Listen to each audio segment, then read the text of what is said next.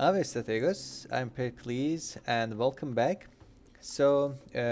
Today we continue to our temple guide series with a new culture, which it will be. I decided to continue with the Greek cultured factions, which today we will be talking about the Greek cities temple.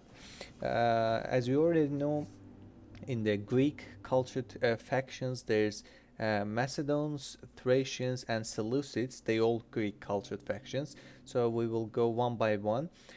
We did in the previous episodes already. If you haven't watched, we did the Roman factions. We did the Carthaginians, which we actually made just one episode for the Carthaginians because Carthage and Numidia, they had exact same traits, followers, bonuses, and everything were exactly same. So I didn't feel like we need another video for just for Numidians. So and I mentioned at the end of the last basically episode in last week, which it was the Carthaginian temples. I said I will mention if there's any differences between Numidians and Carthaginians. So far, I couldn't find any. As you already know, when before shooting these videos, I am checking the game files, reading the txt files that you can find in the game directory, and also uh, using some external sources as well. So far I couldn't find any difference, but if I'm missing, that might be possible, and it would be great if you will just mention it so we all would know. So let's go ahead and start with Greek cities. As you already know, we are basically recording the campaign series, which we recently got a long campaign victory, but decided to go for the world domination with Greek cities faction.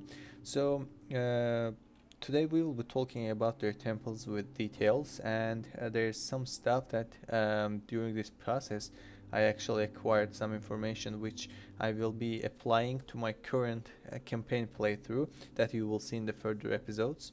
So as you already see, we have four religious building options for the Greek cities, which is there's four gods and goddesses: Athena, Aphrodite, Hermes, and Nike.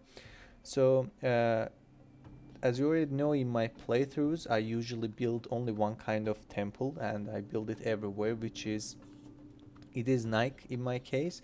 I build shrine and like Nike basically uh, branch to every in every settlement, but probably I will start to diversify that, and I'll tell you why when we'll get there. Let's start with the first temple.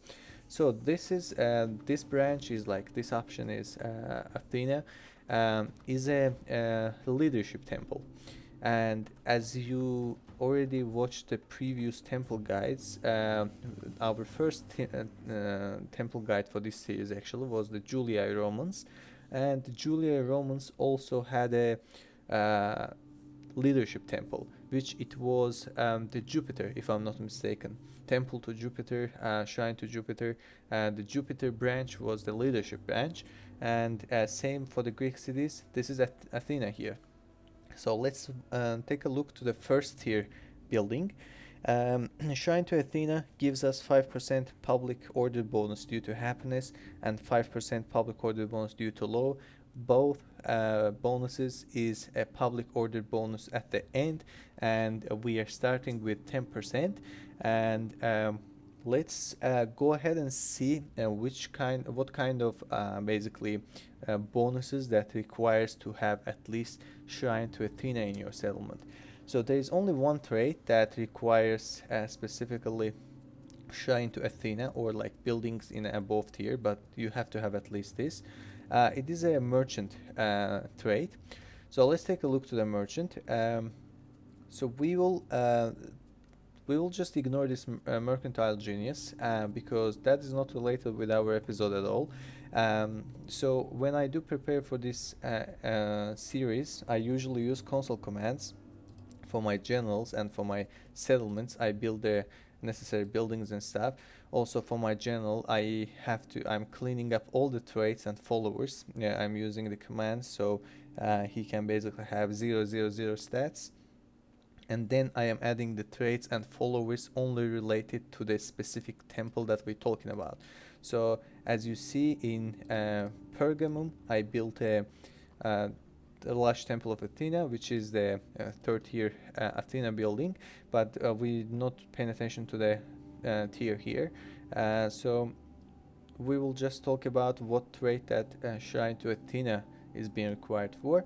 It is a devotion to leadership. I will come to the divine inspiration a bit later. So we said this is not related with the temple at all, and this is related in some point, but I will come to that later. Let's just keep in mind. So devotion to leadership. We already saw that in the Julia romance, as I mentioned. +1 finance when trading slaves, -1 when not trading slaves. And this is pretty useful trait, I would say, because after one point in the campaign, I would say once you're getting your expansions further from your capital, let's say here Sparta is my capital. If I will start like conquering the settlements over here somewhere, or even at the Romans, I'm gonna have to enslave them or exterminate them. Extermination doesn't sound good for me in most cases because you're losing a very big chunk of population, and it is being very difficult for the settlement to basically repopulate itself. It takes too long. So I do usually enslave those settlements, and once you enslave your merchant in those lands can have +1 finance when trading slaves, which is very useful for me. And we've already talked a mouthful about it at the Julia series. If you haven't taken a look, go to the playlist of the Temples Guide. There's very useful information that at least I am thinking is very useful. So you can guys pay attention and maybe take a look. So a lot of traits and followers you will see that with the leadership temple that we've already mentioned with the Juliites, because there's some specific traits to faction, some followers, some traits cannot be held by a Roman general, some of them cannot be held by a Greek general or family member. So except those differences, everything else is pretty much the same. So that's the only trait that requires to have at least shrine to Athena. And let's talk about how does this work. So these devotions works in a specific way, and it applies to all devotions. So you have to have shrine to Athena or buildings in the above tier already built in your settlement. And before clicking to the end turn, you have to have a merchant which doesn't have any kind of devotion yet, end the settlement, end the turn in that settlement where you built this shrine to Athena, or maybe third, or upper tiers, basically. And once you click to the end turn, next turn, your merchant with 100% of chance will get a devotion to the specific temple that the settlement he is sitting on. So which in that case he is sitting at the Pergamum. We built a shrine to a large temple of Athena, and he got the devotion to leadership. So that's how it works, and it applies to all basically devotions. So that's the only trait that requires to have at least a shrine to Athena and tiers above. Now let's jump to the second tier. So in the second tier of Temple of Athena, our both public order bonuses goes up to 10% from 5, and we are getting a couple traits and follower here. So we don't have anything for a merchant anymore, and we have traits like stats and the followers for our family member or a general. So understanding of a strategy, which gives us +1 command, that's called strategic skill in the game files. It works exactly the same way. You have to have at least Temple of Athena and tiers in the above tier. You won't be getting that trait if you only built the first tier. You have to have at least second tier or higher of the Athena building, so you can get understanding of strategy. You have to your basically general or family member has to end this turn in the settlement that where this building is already built, and he'll have 10% of chance every time he ends the turn and to be able to obtain this trait. Same 10% applies to this skill over here, this trait over here, no enemies, +1 influence, -1 personal security, and works exact the same way with exact same percentage.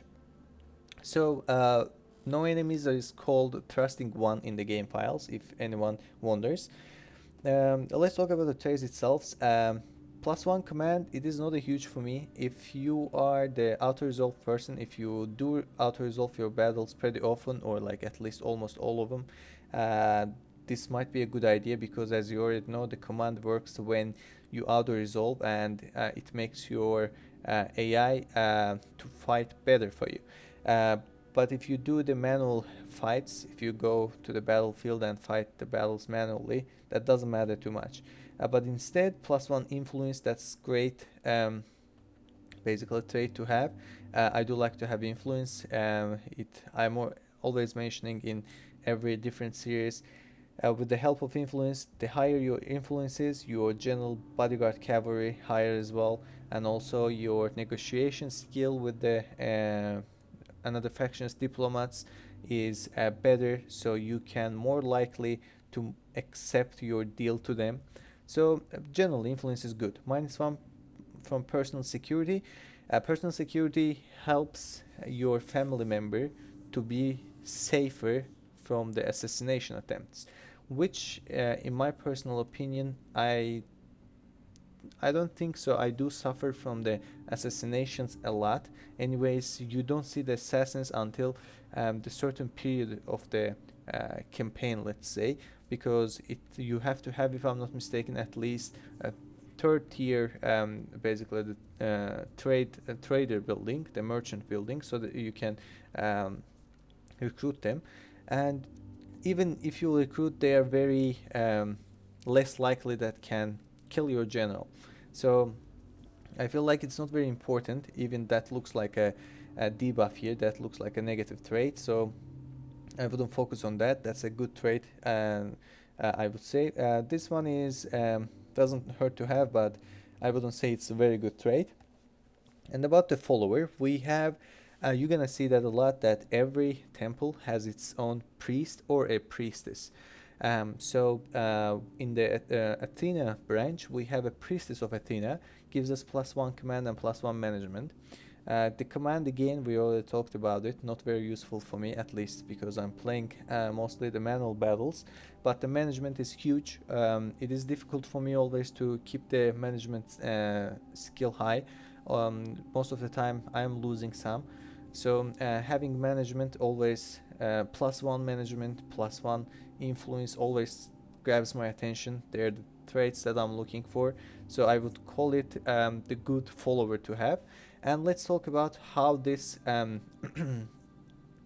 follower works. Exact same way as the traits that we've talked. Instead, it has a 15% of chance, so it is 5% higher chance that every turn you can get it. So it means if you ended the turn in the settlement where you already built the second tier Athena building, and if you haven't got the trait yet, don't give up. Try a couple more times. There's only 15% of chance that you can get it, but once you get it, that's great. I mean, the good thing about followers that we can't do about traits, you can move them. So you can click this button and you can move the followers between your general's family members. So if this guy is a governor, and if you got the priestess of Athena already, you can go ahead and move him to another general, which they doesn't have any priest or priestess, and this guy can get one more, so he can keep pumping that for you, basically. So that's all for the second tier, and we have let's go ahead and see, we have the third tier on the way. Our bonus goes up to 15% from 10, and we see the steady increase here. The fourth tier goes to 20, and at the Pantheon level we have something interesting. So the both at the fourth tier, the both bonuses were 20%, where the happiness bonus goes to 35% from 20, which is a big increase, and public order bonus goes steady as usual, 25% from 20. So we got like 20% overall more public order, which is great. I mean, once you can't build this pantheon until your settlement is a huge city, which means you have to have at least 24,000 population, and once you reach that cap, 25,000 population, it will start causing you public order issues, at least in the little bit further areas. And having public order bonuses, it is great. And we have additional bonus, population grow bonus per turn, 1%. We've seen that in Romans as well. I don't like to have this bonus, to be honest, because once I arrive to the 24,000 population, I don't need a population growth anymore. I need it until this point for making my settlement a huge city and being able to build the royal palace and the buildings that it will unlock for me. But once I already built the palace, basically the royal palace, for my interest would be decreasing it to 20,000, 15,000, so my public order is stable. They're not rioting and causing me issues, so I don't have to keep a huge garrison. So this population grow bonus doesn't make too much sense for me, but it is there if somebody likes to have their settlements over like 30, 40,000. If you're making big garrisons, why not? I mean, I do like to abuse the game mechanics, not play like how it was. Um, no, Nobody like in the history left their settlement with one like peasant units or like with one general only. They always had a garrison. So which you play more realistically. The bigger city is, the more garrison it has. Yes, then that might be useful for you. So let's jump to the second option on our basically temple guide. It is Aphrodite, and Aphrodite starts with Shrine to Aphrodite. So Aphrodite is we say that Athena is a temple of leadership, is a leadership god or goddess in the game, and Aphrodite is temple of love. And we're seeing it for the first time in our temple series. We've never seen temple of love before in any faction. So in the first tier, we are having 5% public order bonus due to happiness, another public order bonus, and 0.5% population grow bonus. This is good. Having a population grow at the very early stages, as early as like the town stage, is great. If you're trying to keep up the population higher, like if you trying to get the city expanded, grow the population, that's great option for you to start with. Even in the first year gives you the half percent, so why not? And we have devotion to love for our merchant here. Again, same way that with the leadership, he has to end the settlement. He has to end the turn in the settlement that where the shrine to Aphrodite or the tiers higher already built, and next turn he will have devotion to love with 100% chance if he was not holding any devotion before. +2 finance when trading rarities and -1 for iron.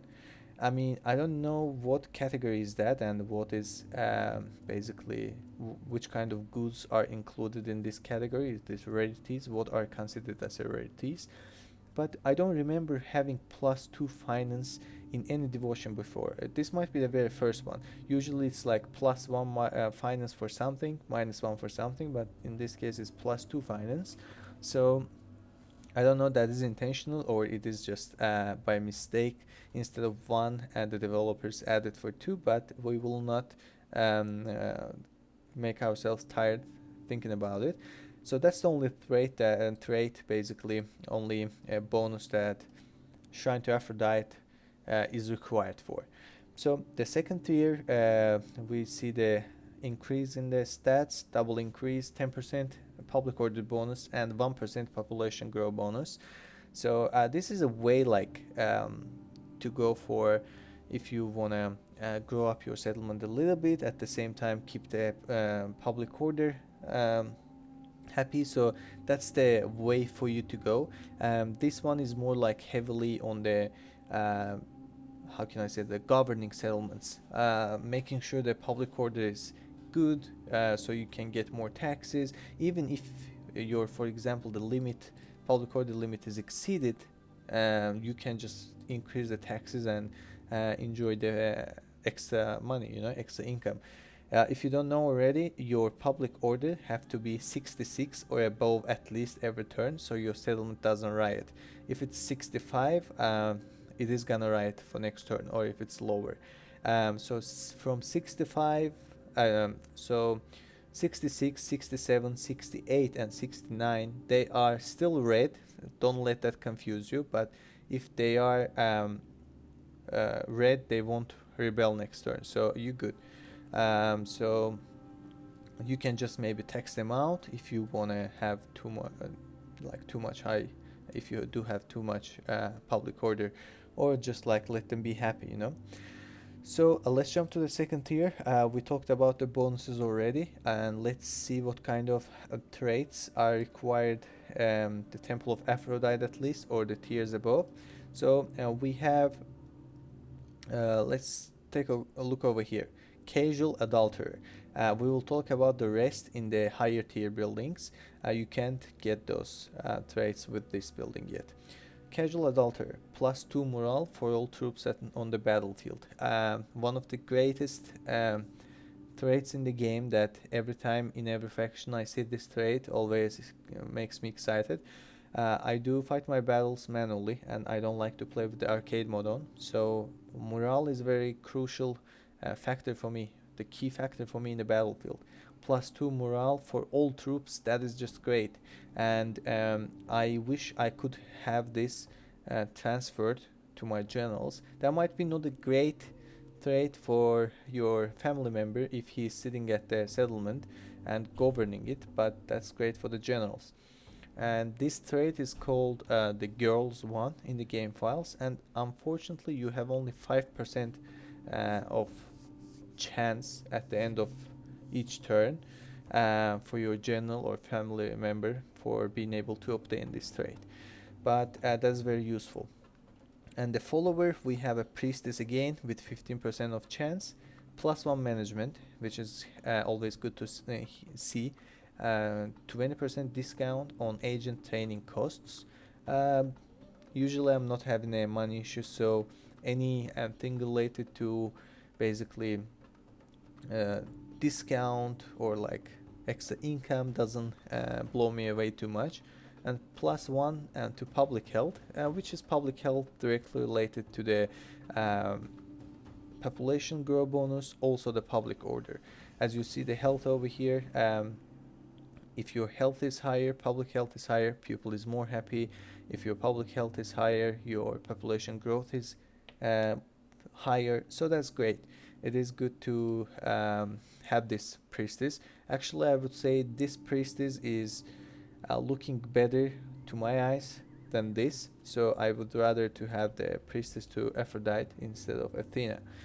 So this is all the traits that requires the second tier, and of course above, but at least you have to have a second tier temple for Aphrodite. Let's jump to the third tier. Large temple, 15% population public order bonus, I'm sorry, and population bonus 1.5%. So we are not there's no any traits or followers are required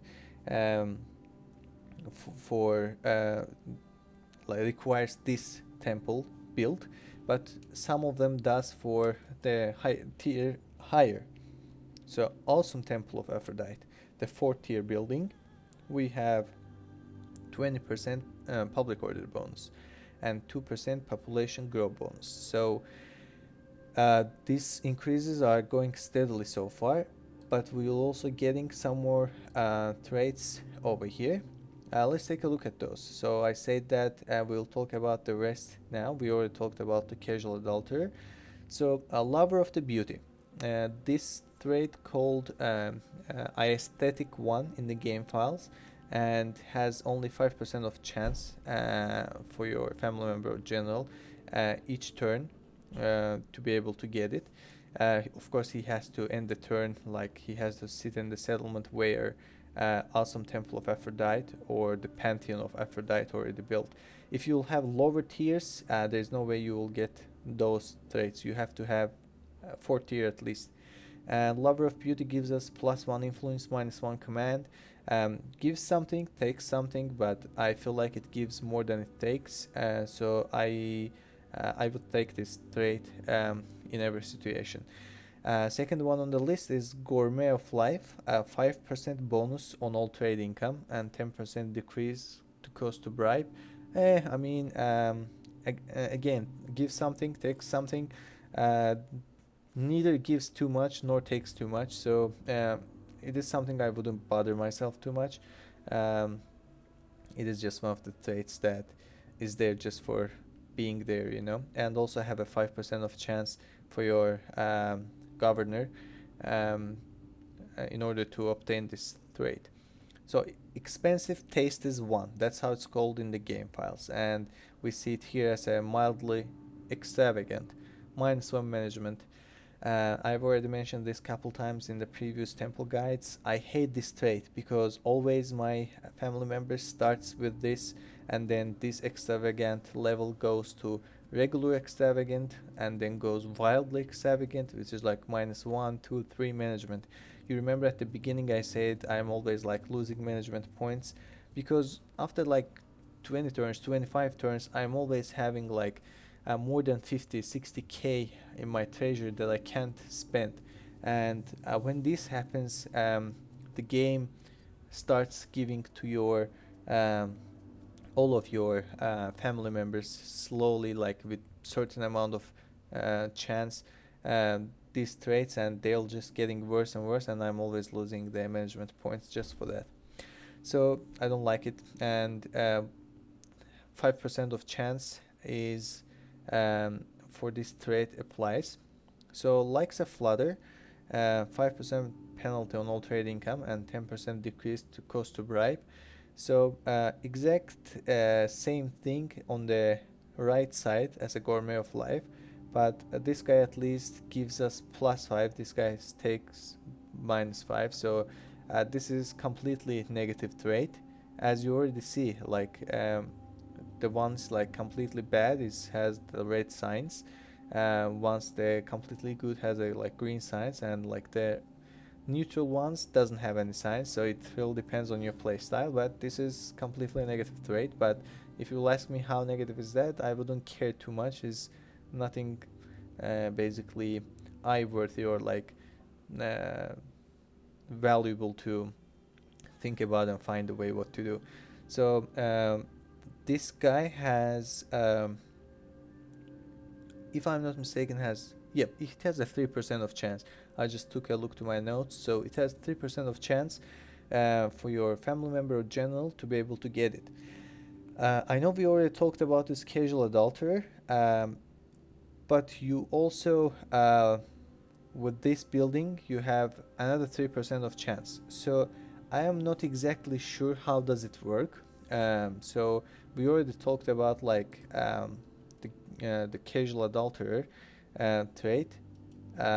You can, if you build the Temple of Aphrodite, you have 5% of chance every turn that for your general family member to be able to get that trait, and you have another 3% once you reach to the awesome Temple of Aphrodite. So I don't know, is does it work in this way that every time when you end turn, first checks the 5% if you get the 5% or not? Like I'm not so sure how does it work, but both of them has a bonus of the same trait, that there's possibility. So I think at least it makes your chances higher. Once you in this stage you have 5% from here and 3% from here, that doesn't make them 8, but they separately has more chances, you know. So yeah, I would say that's another beauty of having the awesome Temple of Aphrodite. And in the Pantheon level, let's take a look. Our public order bonus went up to 25 from 20. Population grow bonus goes up to 2%, 2.5% from 2. And we have a bunch of new traits. Public order bonus due to law, 10%. Great. I mean, huge city, too much population. Definitely you're gonna have public order issues. So public order, especially due to law, is great. Trade income bonus, 20%. I would say not super important. I don't think so. If you've reached to this certain tier, certain stage in the game, you will still have a money issues. But if you will, that will be a great bonus for you. And +1 experience bonus to troops, which you gonna train in the settlement. It is another great bonus. I mean, imagine you having a freshly trained units. They're having already experience point before they even see the enemy face, you know. So I would say the great bonuses as a in the Pantheon level. So that's all about the Aphrodite. And the next one on the list is the Hermes. So the Hermes are trade temple, and let me just double check. So Hermes are the trade temple. We have already talked about these trade temples in two of our previous episodes. So the Brutii Romans, they had that temple under the name of Mercury. The shrine or temple of Mercury was also the trade temple. And the Carthaginian and Numidians, in the last episode we've talked, they have a Melgurt building, or Melgurt, I forgot how it's pronounced. That temple is already a trade temple. So pretty much all the traits and followers I will talk about is exact same with Carthaginians and the Romans. So I'll just talk about them again, just for basically refreshing the minds and for the people who hasn't watched the previous episodes yet. So the Shrine to Hermes in the first tier, we are having 5% public order bonus due to happiness and 10% trade income bonus. So from the first tier, you're already getting some basically money bonuses, some trade bonuses. So with a faction like Greeks, trade play style might be a good idea, because the way the Greeks are playing, even they're starting the game with like very like there's one settlement here, two over here, and one and two over here. So even they're starting very disconnected from each other. If you play it right, you have to solidify all your settlements, and you usually like if you'll take a look to the world map, you'll usually like expanding to this area against the Macedons, and to this area to the Rome, and this area generally is being like your very first basically settlements or like directions that you are heading to. And all these areas, like all the areas against the Mediterranean and the ways I'm highlighting, are very super efficient for trading. You know, you're making a lot of money from trading. You're gonna see that if I will go ahead and like, can I build that here? If I'll try to build, you're gonna see that even in this situation, I'm getting like 230 something, 31 like bonus for trade. So you're always having a great bonus on the trade in these areas.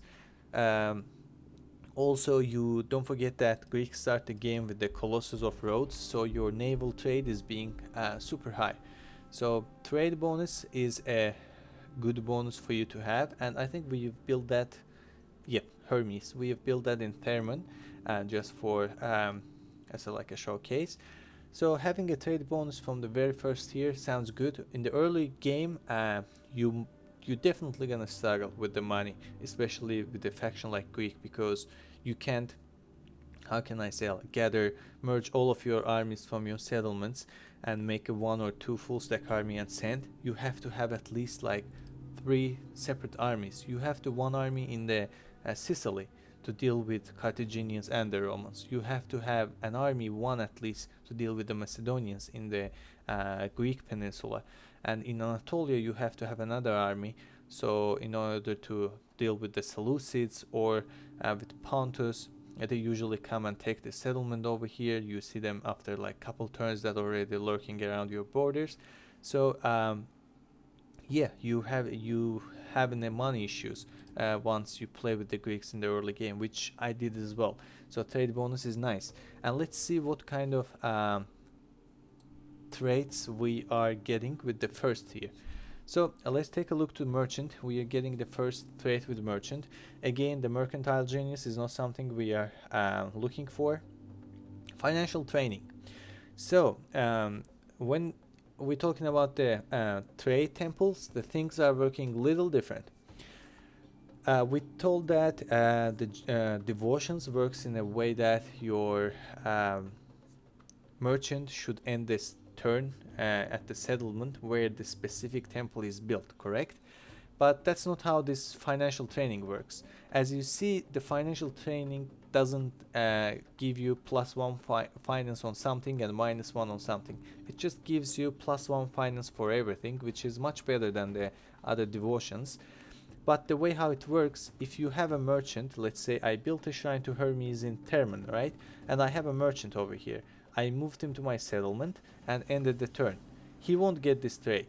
That's not how it works. Even this guy has 100% of chance for your merchant. You have to recruit a merchant after building this building. So let's say you built a shrine to Hermes in your settlement. In this case, it's Termon, and then I have to go ahead and like you don't see it here, but I'll go ahead and I'm gonna have to recruit the new merchant in that settlement, and then he will come with this financial training trait and 100% chance. There's no other way that he will get that. And we'll come to divine inspiration once more again. I'll talk about it. So yeah, we will get this trait no matter what, and that's the only trait, if I'm not mistaken. Let me take a look to my notes. Oh yes, that's the only trait at that side, but we have a follower, surprisingly, for our family member or general. So if you've built the first tier of the Hermes building, which is Shrine to Hermes, your family member or general at the end of each turn has 4% of chance for getting this follower over here, which is called Wise Man, and gives us +1 management. The great stat for a follower, especially if you will consider that, if you'll keep in mind that you can move this guy around. Unfortunately, it is very difficult to get him. 4% is very low, but that's not the only condition. You also have to have, let me double check, the governance villa. You have to have a governance villa or tier like below, governor's house. So if your settlement already has a governor's palace, doesn't matter if you build a shrine to Hermes or not, that 4% won't even be triggered. So your settlement, in order to get this follower, your settlement shouldn't be too big. At most the second tier or like first tier. So it is very difficult to get this guy, but if you will get it, I mean, that is good. +1 management never hurts, always helps, especially for your governance. So let's jump to the second tier, Temple of Hermes. And our bonuses goes up to twice, 10% public order bonus, 20% trade income bonus.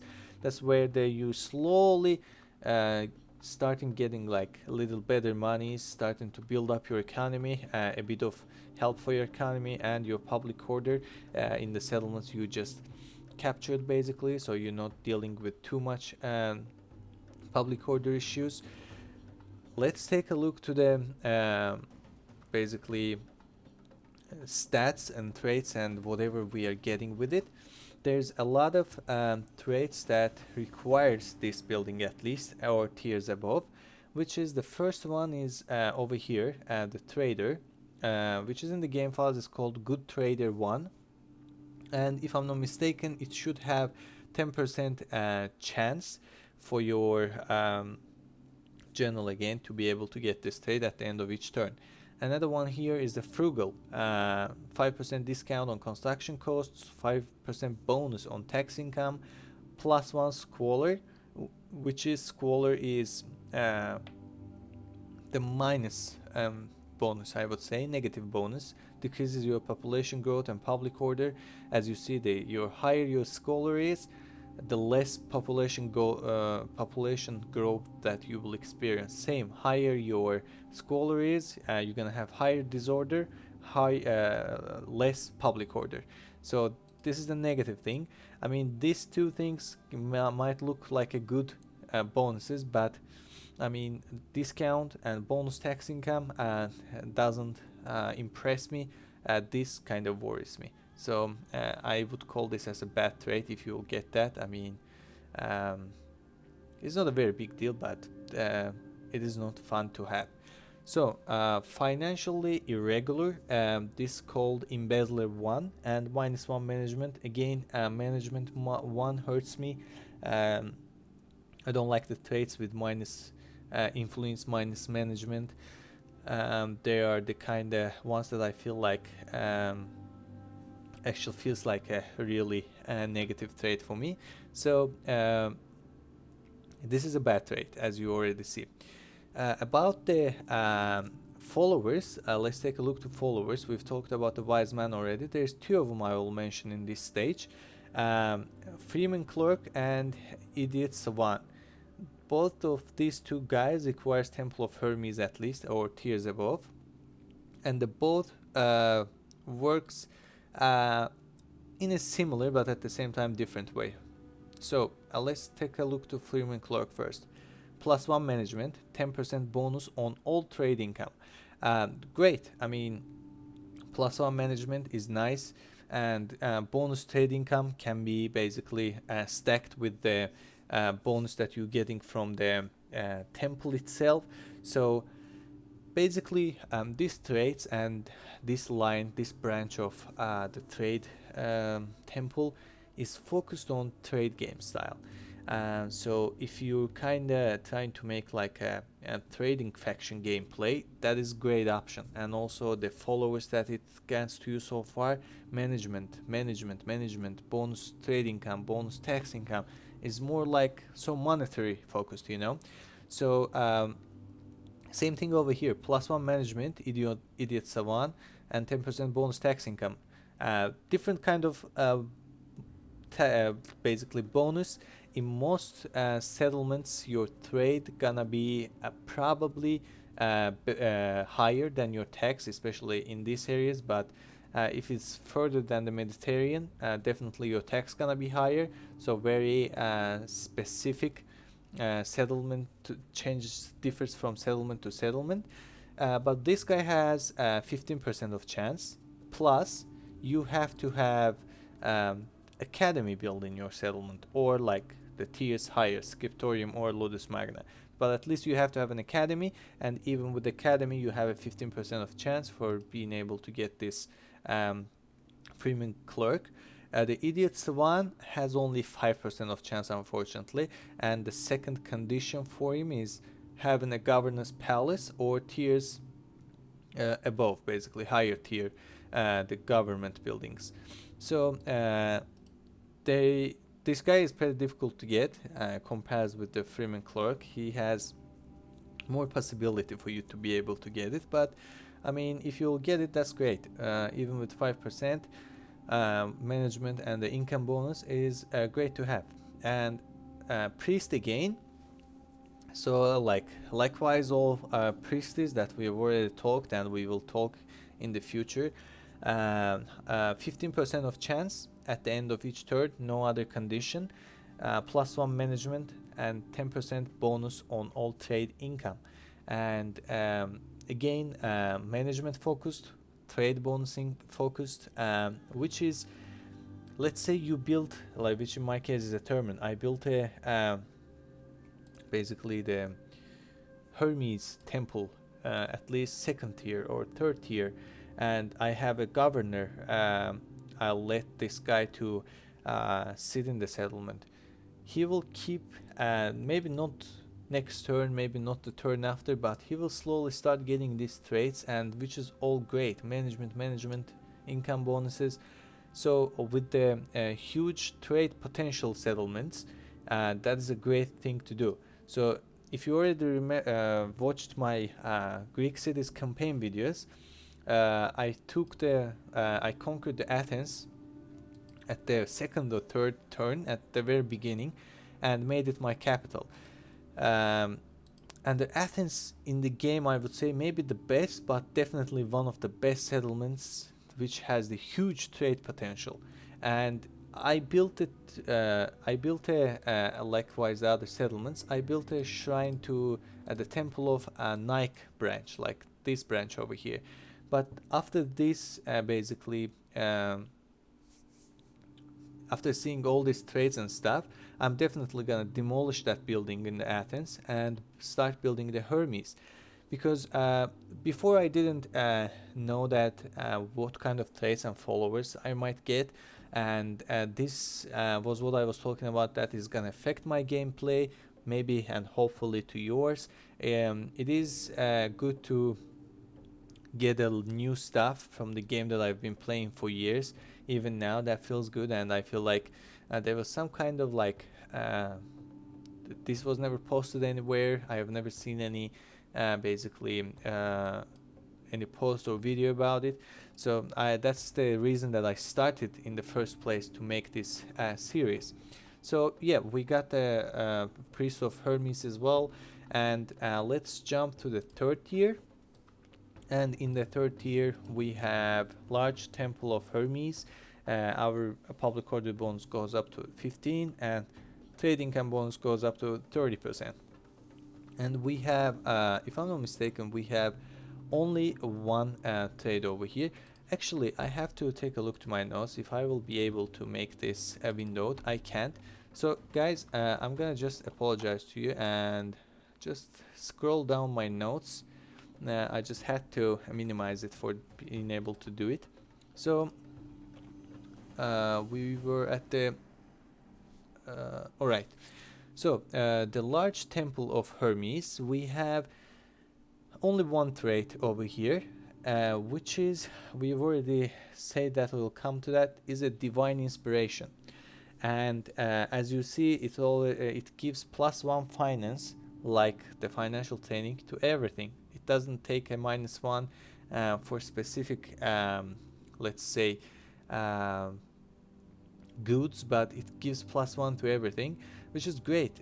Also works exact same way like a financial training, but there's a unique thing about it, which I never knew about it before. I first discovered it with the Carthaginian series. So how it works, you have to have a large temple of Hermes, like third tier of Hermes building, in any settlement on your faction, okay? And after like building and finishing the construction of the large temple of Hermes, doesn't matter in which point of your empire, in which point of faction. Let's say I have built it in Termin, right? I have large temple of Hermes here. If I will go ahead and recruit the new merchant in Pergamum, to Sardis, Byzantium, wherever, doesn't matter, all my merchants gonna start with divine inspiration. That's why you saw the divine inspiration with in the other merchants as well, because I recruited all these merchants after finishing the constructions on the settlements. That's why they all have that, and they all have like 100% of chance when they get recruited, they will start with it. So definitely in my campaign, I'm gonna build Temple of Hermes on the Athens, and when I will basically recruit a merchant in Carthage, he will already start with at least +1 finance and +1 finance to the specific devotion or whatever. It's a great start for your merchants. I mean, it's a very good thing that you guys can consider to your gameplays as well. And we have another follower that I will talk about it here, is a numismatist. This guy has 15% of chance for your family member or general to be able to get it, and it has another little condition. It requires, if I'm not mistaken, yeah, over here. It is Agora for Greek cultures, basically. Here we go. We need at least a third tier of trading building and the tiers higher for being able to get the numismatist. But let's see what it gives to us. 10% bonus on all trade income. Not very huge, but I mean, never hurts to have it, right? At least this doesn't take something away from us. So that's it. Two things I wanted to mention about the large temple of Hermes. So now let's take a look to the awesome temple. At the awesome temple we have 20% bonus instead of 15, 40% of trade bonus instead of 30, grows up steadily, and we have a decent amount of trades that might be triggered after building this building.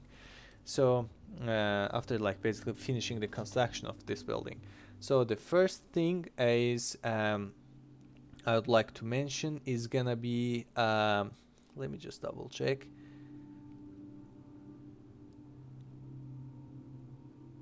All right, over here, the Gourmet of Life. I think we have already talked about it with the Temple of Love. I won't be talking again too much. With the basically Temple of Love, it had a 5% of chance, exact same for the Temple of Trade. You can get it with the Temple of Trade by 5% as well. Second one here, like the Flutter, we also see that with Temple of Love. It had a 3% of chance, the Gambling 1 trade, exact same percentage, Gambling 1 trade with the Temple of Hermes, the 4th tier Temple of Hermes, or you can get it with 5th tier as well, with the Pantheon as well. And the Casual Adulterer again, one of the great traits, with 3% here again, as we saw it with the Temple of Love. So they are sharing these traits like mutually, and they both have same percentages, same trigger conditions and stuff. So you can get those traits with help of Awesome Temple of Hermes too. And about the basically followers, you are not getting any more followers after the basically large Temple of Hermes. That's all the followers requires large Temple of Hermes at most. You're just getting some traits and the buildings themselves bonuses. And let's take a look to the Pantheon. So public order bonus due to happiness goes up to 25 from 20. Trade income bonus goes up to 50% from 40. And we have couple new traits. Population grow bonus 1%. We've talked about it. I don't like to see population grow bonus at the Pantheon level. It doesn't work for me. Public order bonus 10%. That does work for me. I wish instead of that I would have it 15 or 20%. That would be much better. Experience bonus, again, it is good, but unfortunately it gives us too late. So but at least at the latest stage you can have better army to fight with, you know. So that is all about the Temple of Trade, Temple of Line of Hermes. And the last one on our list is Nike, which is my personal used to be my personal favorite one, still probably is, but since I discovered another useful traits, followers and stats with the other religious branches, I will definitely start giving them chances as well. So Shrine to Nike, 5% public order bonus due to happiness. You might say, why do you like it? Every first tier starts with at least 2 bonuses as early as the first tier building, but this starts only with 1. I don't mind that because you will see later on it gives good bonuses for me. So 5% public order bonus, and we only have a devotion for our merchant here and nothing else, with 100% chance, +1 finance when trading building supplies, -1 for trading silver. So you're losing from silver but earning from the building supplies. If you're the kind of player that you min-max playing, like you're trying to maximize your like merchant's efficiency and stuff, I do not care in my playthroughs too much. I don't mind myself with like monetary things because it just keeps coming. But if you do like it, if you do enjoy from it, this devotions might be a good, basically it might give a little more extra twist, extra taste to your gameplay. So devotion to victory, that's what's here for, from the shrine to Nike. And the second tier, we have temple to Nike, and temple of Nike, I'm sorry. And with temple of Nike, we are getting couple traits and a follower. So the first one is not a faction leader. This guy is already faction leader. I couldn't just delete it, so we will just ignore it. The Chancer, that's what it's called. Good risky attacker 1. That's how called in the game files. And it has 10% chance at the end of each turn for your general family member to be able to get it if they are staying the settlement where Temple of Nike at least built, or the tiers above. +1 command when attacking, not something I would be fond of. Even it's a regular +1 command, I wouldn't be excited about, especially it says when attacking, so it doesn't count when you defense fighting. So I mean, I don't care about it. I'm definitely know that somebody cares about command, but I don't, so not something I'm looking for. War Chief, in the game files is called Warlord 1, and 10% chance again, +1 command again, at least, not only attacking in every situation, ambush, defense, and +1 low. Great, at least we see something worthy to talk. Improves the public order. As you see, the higher your low is, when you see to the settlement details, the higher your low is, the higher your public order is, which is great. I would like to see the traits and followers like this a lot more. And rational beliefs, and it is called pragmatic 1, gives us +1 management. Great, would love to have that. +1 management, always something good to see. And follower here, Priest of Nike, +1 command, +1 management. Again, management part is good. This part is conditionally good if you auto resolve a lot. So that's the only traits and followers we will get benefited from the general Temple of Nike, basically a line. But the bonuses, we've started with only 5% public order bonus. Now we got 10, plus we started getting experience bonus to our troops, where you're gonna train in that settlement, +1, as early as in the second tier. It is very easy. I would say more than like 60, 70, maybe 80% of settlements, they are already starting as a game as a large town, or very easy to access. You just need a 2000 population, and you're getting +1 experience as early as the large town. You don't have to wait for like Pantheon levels, as you see over here. Gives us +1 at the 5th tier, which is a very late game, but in the very early game you being able to start your bonus experience for your troops. Third tier, the public order bonus goes up to 15%, and we're getting +2 instead of 1 experience, which is huge. Like, I mean, it is not super difficult to get to minor city. I mean, pretty decent amount of your settlements might reach to 6,000 cap very early.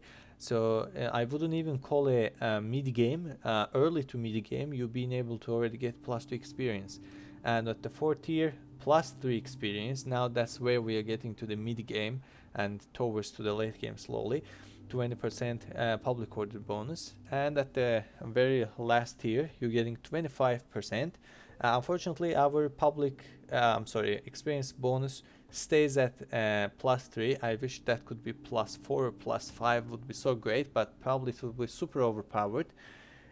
Probably the developers try to make it at least a little bit balanced. Population grow, again, why do I need population grow in the 5th tier, right? But at least you're getting 1%.